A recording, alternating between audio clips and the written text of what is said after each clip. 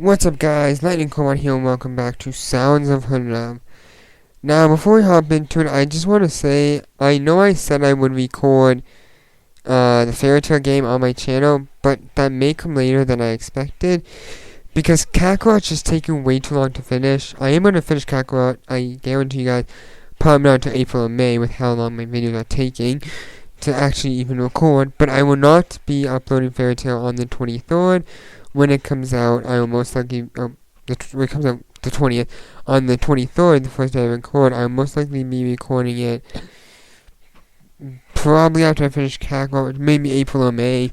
Cause when I'm going to visit by the time I figure out, I'm at my grandparents, and I am going to be unable to play Kakarot, but I'm going to do as much as I possibly can when I get back on the March 2nd, I think is when I can record again. To finish off Kakarot and hopefully we finish Sounds of Love by the time we get back to Kakarot. And I'm probably going to do 5 days, Monday to Friday, of just Kakarot and maybe Sounds of Love.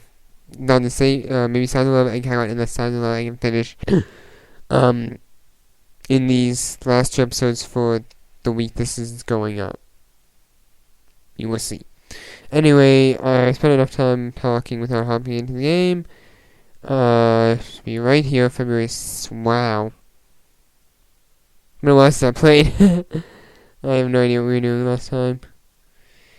Dust shimmers in the air, spreading throughout the classroom, giving the day a sense of warmth as the autumn sunlight shines through the windows. Or too much of a contrast with the bitter cold of the morning, leaving me with a feeling of unease as the issues with Carrie still linger around my mind. Having left her not too long ago to class, we separated on a sour note. Neither of us really saying anything, but our feelings ever so similar. Okay, that's happened. We convinced her to come to school. Once the sadness or a general awkwardness getting her to come to school was one thing, but for her to open up to me again will be a completely different challenge. If I'm going to make this day work one way or another, I'll have to force her to talk to me, no matter how inconsiderate that sounds. Move my body backwards, I stretch to alleviate the pain in my shoulders. Today is going to be long, but I've gone through lessons before just thinking about Carrie. Thing is, there's a lot more to think about now, including my feelings. The chimes of the school bell jolt me up from the slumped position of my chair. It's lunchtime, so getting outside as soon as possible is a priority. I want to meet Carrie outside of class for once.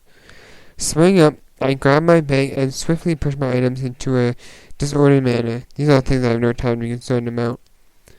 I managed to be one of the first people out of the class, but it's expected that those who sit near the front will always have the upper hand. Carrie's class isn't much of a distance away. It seems that the class is still inside.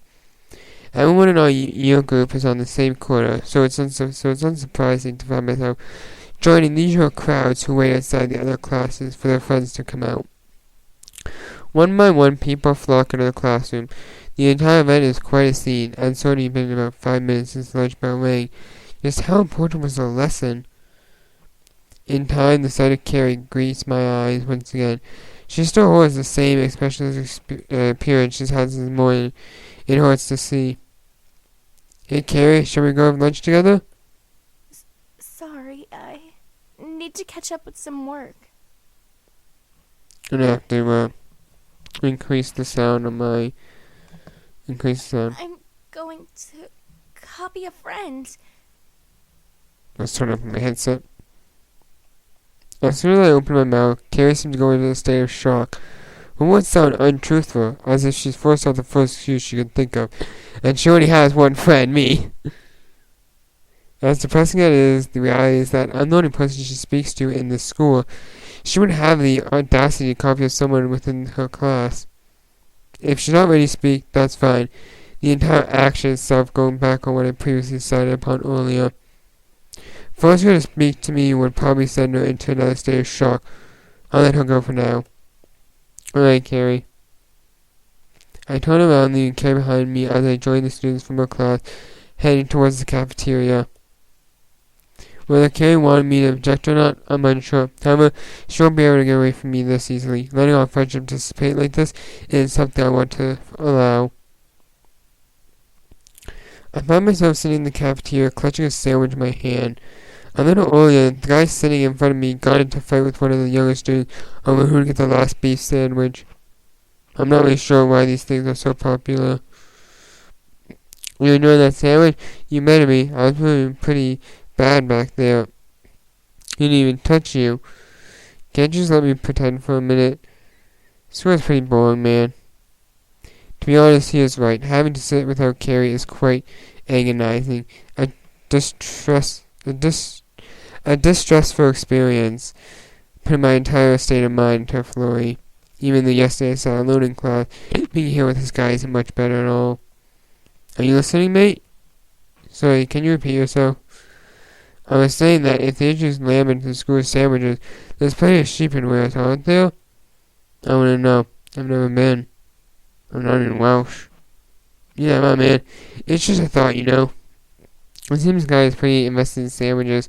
The bell rings to the end of lunch caused me to feel more depressed as I now have to face afternoon lessons. While listening to the mundane talk of my classmates, I decided to try again with Carrie. There's to walk her home, pretty bored in itself, but I know for a fact she's not going to be compliant. Dragging her out by hand is one option, although the action seems really dodgy and disrespectful to her. In a way, it might show how much effort I'm putting into being there to support her. What could go wrong? The classroom is filled with a uniform aura of empathy as it slowly drags onwards for the final few minutes. Thinking back on my name for a while, I need to find a way to be able to get out before Carrie. It can't be guaranteed that our class will get out late again, so I really don't want to miss her.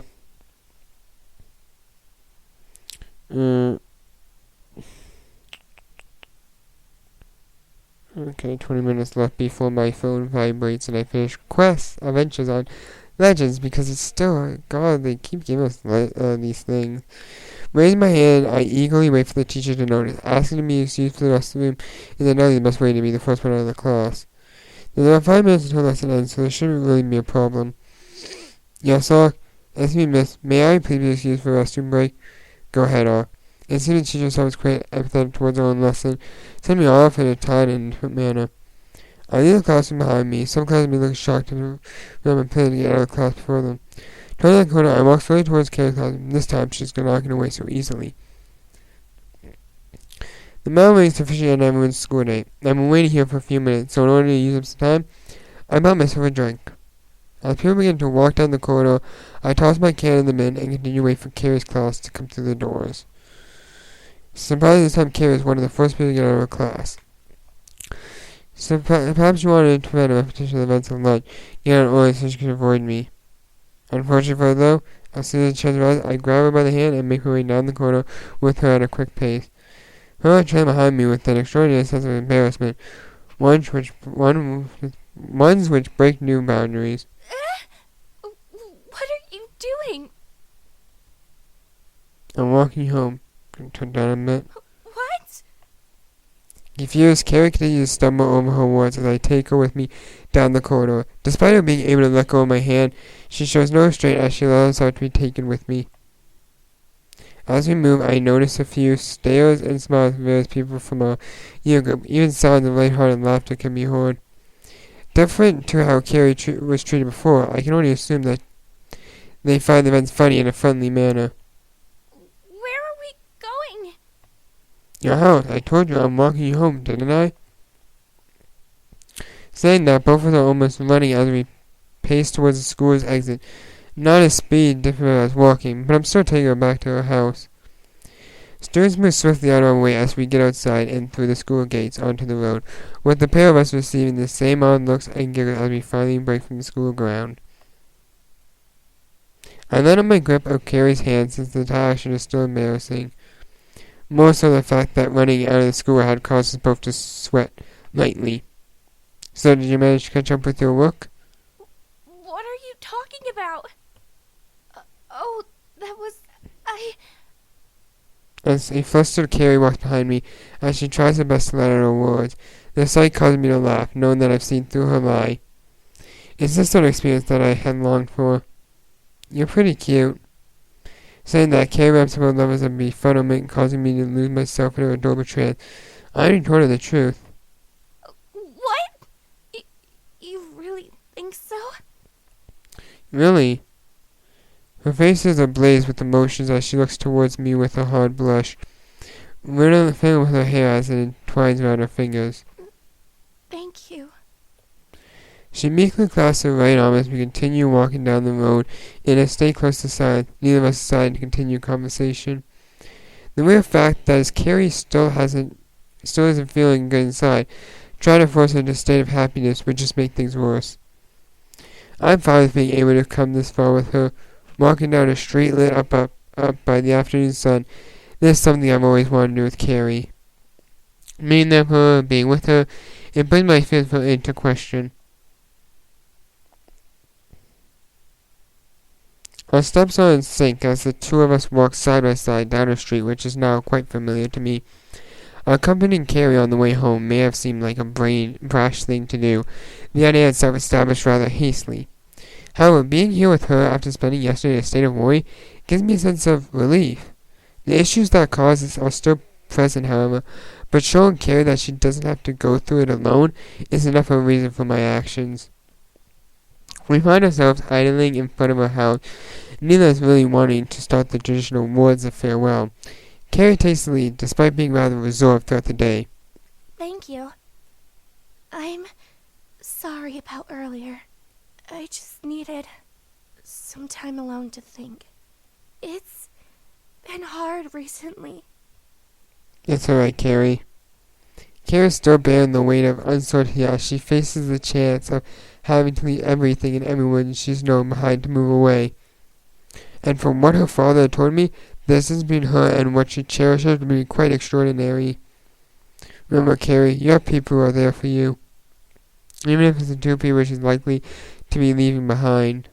I know. You've been a great friend to me. That's why it's hard. With Carrie saying that, the door to her house opens wide despite neither of us reaching out for the handle. Standing before us is Carrie's father, sporting a smile which I can only describe as uneasy. Both of us know the situation Carrie is in, and both of us are trying our hardest to deal with it. I thought I heard someone speaking outside. Come on, Enoch. You're more than welcome to stay for dinner. Miss Howard wastes no time trying to get me inside of his house. All I can assume is that he has something he wants to discuss with me. I can do more than guess what it is he wants to talk about. The startled response coming straight from her.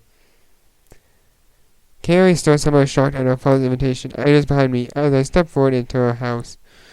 Are you coming inside, Carrie? Yes? It's strange that a man has asked his own daughter if she's going to enter their own house, but it's not something I wouldn't expect happening with Carrie. Her actions are quite adorable. Despite that train of thought, I devote my attention back to reality, knowing that there's still a large uncertainty that hangs over us. As Mr. Edward and I walk further through the hall, Carrie stands behind and speaks out to us. I need to put some things away upstairs. I'll come back down in a minute. Rushing her quickly upstairs, Carrie leaves her father and I alone in the hallway. Well, the two of us can still go through to the dining room. You want a beer? I know you learned the Japanese drink gate, but the laws are different in my house. It's 28 in Japan. Yeah, sure, man. Actually, at any time right now, I can drink anywhere in the world. I'm legal everywhere. Willingly accepts his offer, the two of us walk into the dining room, both of us knowing what's on the other's mind. Actually, doing this in actual and the cops finding out, he would actually be arrested for, even if it is his house, for, learning a minor drink. Sitting down, both of us are looking to start the conversation. Carrie could come down at any minute. It wouldn't be pretty for her to hear us talking about her behind her back. Still, the thought is something I have to neglect. Avoiding this conversation isn't what I want to do. So, has she been any better? She's still pretty upset. His voice has a certain firmness that seemed unfitting for the discussion, as the fact that Carrie is in emotional distress doesn't concern him. I think she likes you, you know. The thought of having to leave you doesn't sit well with her. What? What?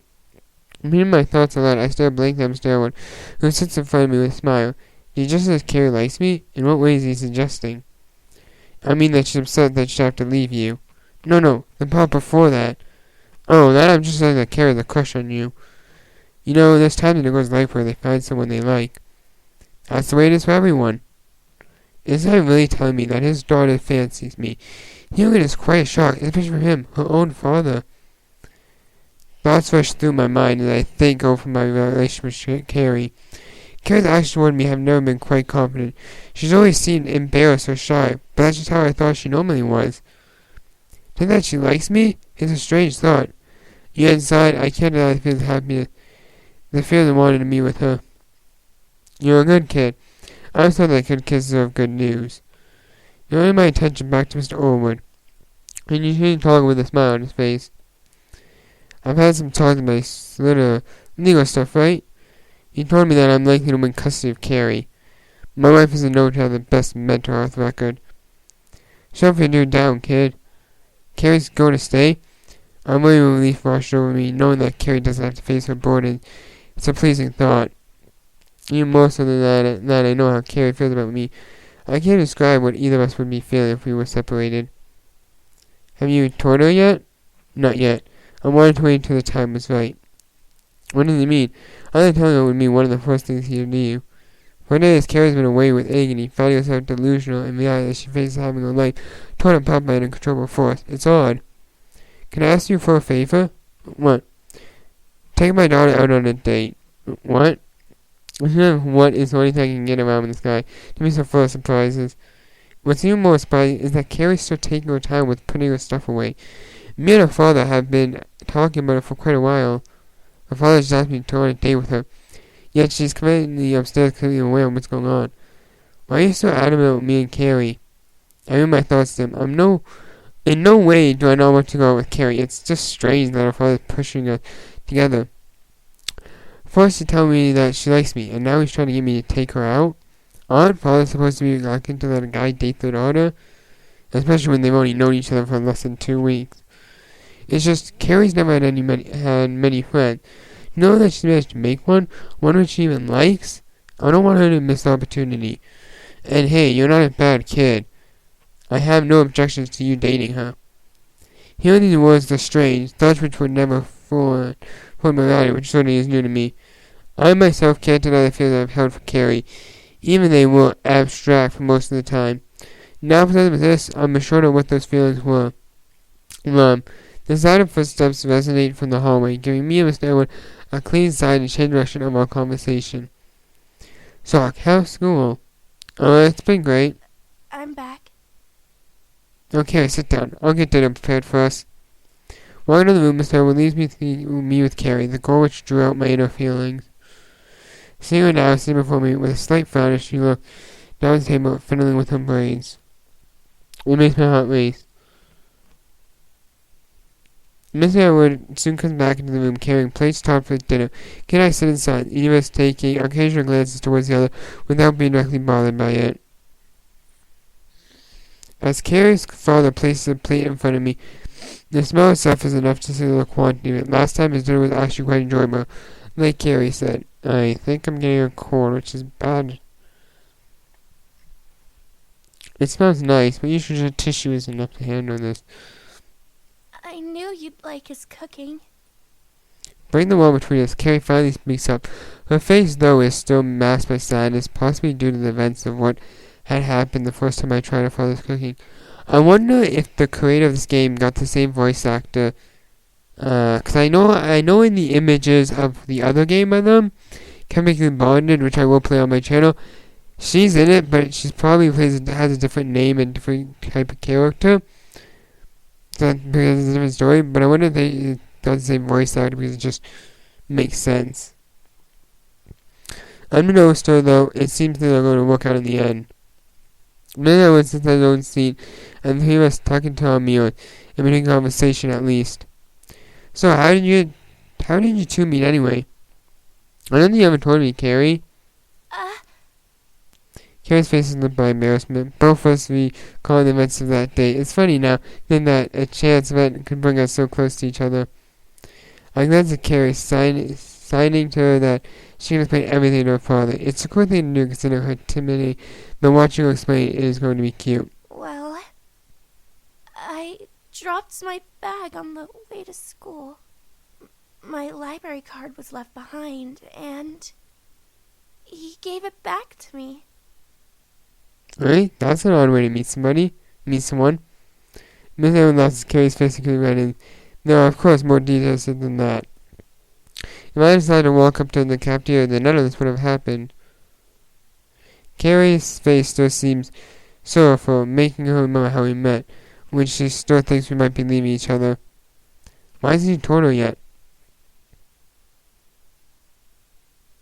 Now going a stream of time flows forward, the three of us having finished our meals, and the clocks of how long we actually stayed here. I didn't even tell my family where I'd be, so they're probably going to be either angry or inquisitive. I doubt any of them would actually be worried about where I am. I think it's getting a bit late. Yeah, I wouldn't want to keep you here for too long. It's been good to speak to you all. I think Carrie should walk to the door. I'll say my goodbyes here. Alright, thanks for the meal, Mr. Elwood. My pleasure. Carrie started over, trails after me as I walked out into the hallway of the Elwood residence towards the front door. Our eyes locked, Carrie still flared with embarrassment, and myself filled with a newfound sense of direction. Carrie, would you like to go somewhere with me tomorrow? After school, that is. You want to go somewhere? Yeah, I think it'll be fun. Okay, sure. Carrie still seems rather embarrassed. It was already days ago that she herself invited me to town. Despite not calling it a date, I still found myself attaching a connection to the upcoming trip with her. I don't plan on missing any opportunities with it. Anyway, I think I should go. I'll see you at school tomorrow, Carrie? I try to make swift exits despite wanting to spend as much time with her as I can. Standing here with my heart pounding and my chest is sending my mind into a frenzy. See you tomorrow. Standing outside, I turn back to Carrie and give her a smile, one which thankfully she returned, knowing that there's a future for us somewhere. It makes me feel content. Carrie slowly shuts the door behind me as I try to save our time together. Things for us have been quick, sure, but tomorrow I'll plan on changing the course of things for both of us. If I be there for Carrie, even if she is no longer constrained by the burden and depression, I'm looking forward to it, but it's going to be hard to wait. The sounds of birds chirping wake me up earlier than I expect to. My new alarm clock is quite good in that sense, but I find that I want to wake up as early as possible. It gives me time to get myself ready for another day, with today in particular being of enough importance for me to want to experience it. Today, a day which would have otherwise been a plain and generic day, is the day I take Carrie out on a date. Even though I never called it that, that's what it seems like. Her father even told me to take her out on one. So in a way, here it is. More importantly, this is the day I'll tell Carrie my feelings, the ones which I've had for a while, or without realizing them.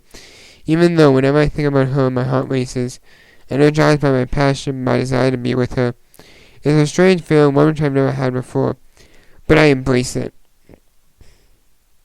After taking the time to freshen myself up, which involves the usual morning routine of a shower and teeth cleaning, I make my way downstairs to have breakfast. So far, these are things I would normally do, and unlikely to change as well.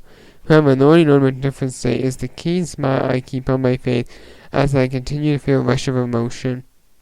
In the dining room, as you expect, my family are sat around the table, while my mother and father, at least.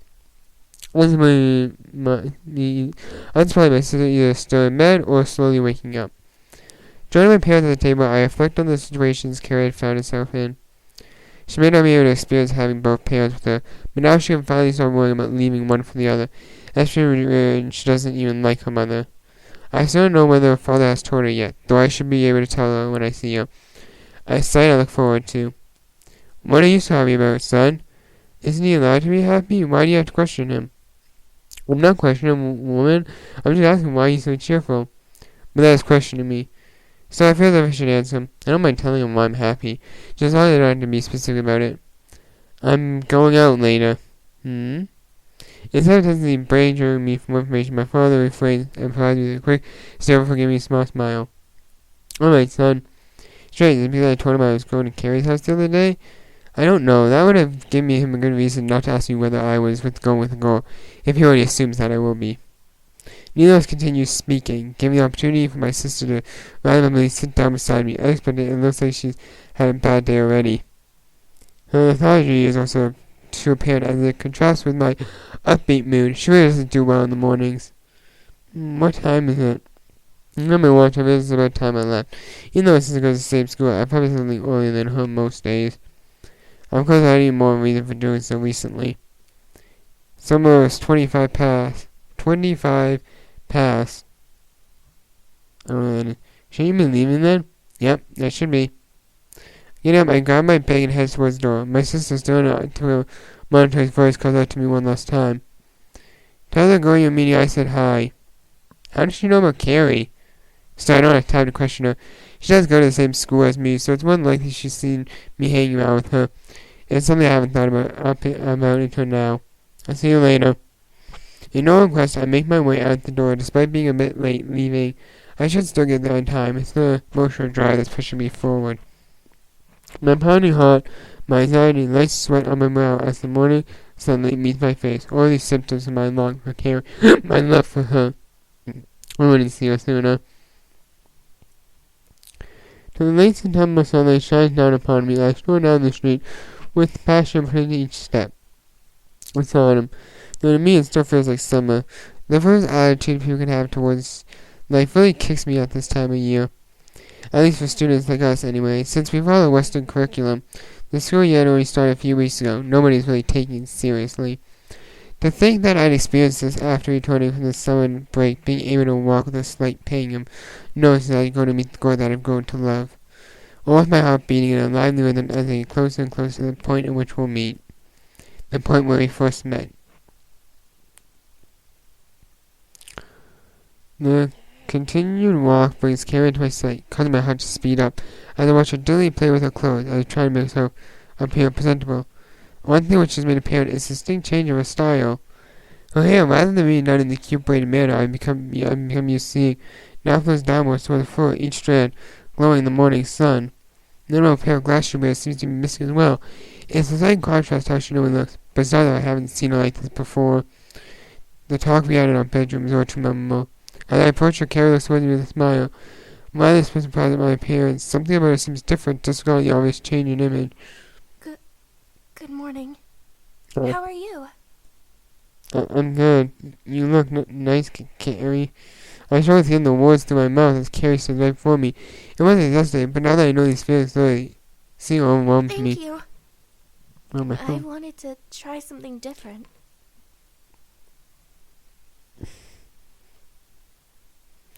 Ending a sentence with a beam of happiness, Carrie looks towards me as she holds one arm with the other. It's almost as if she's knows well, both share the same feelings. Looking over her again, I feel as if the look suits her as much as her braids did. Admittedly, she does look cuter for it, but today she seems a little more memorizing. Maybe it's because of the affection I carry for her, but I know seeing her like that, like this, is something I will enjoy. I missed something. I missed saying something.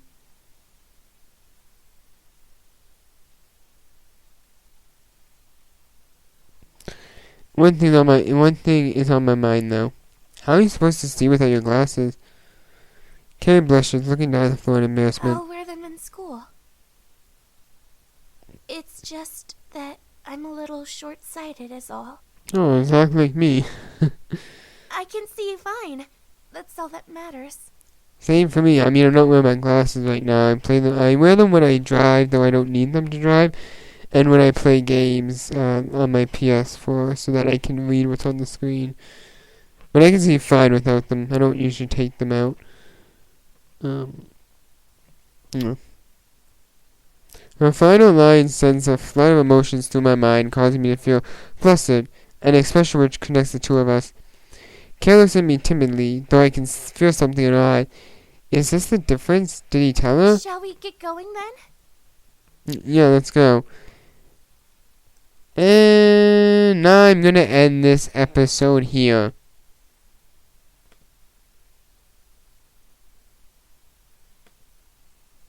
We are actually nearing the end of what I remember this game.